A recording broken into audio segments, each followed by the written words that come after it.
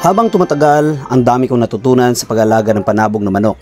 Kung anong pwede at hindi pwede. Katulad na lang sa manok na babae na ito, na pure sweeter cross sa gold sweeter. Going to 9 months na ito, at sinubukan ko na i-breed sa lalaking manok natin. Maliit ang kanyang itlog, at ang hina ng sisiyo na i-produce niya.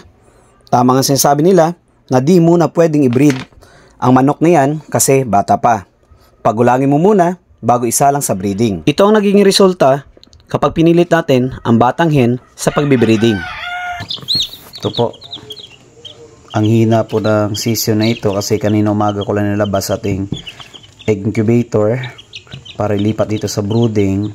Kaso mahina po pagkadating ng lunch, ganito rin kanyang itsura, ng hina po. Pero ang ibang sisyo naman ang ating Boston na hen, malalakas po. Pero yung sisyo ng sweeter natin, mahina po yung sisyo. So ibalik muna natin dito guys. Observe ko lang muna yan. At alam ko naman yung magiging result. Mamatay yung sisyo na yan. Pero lagay ko muna dyan.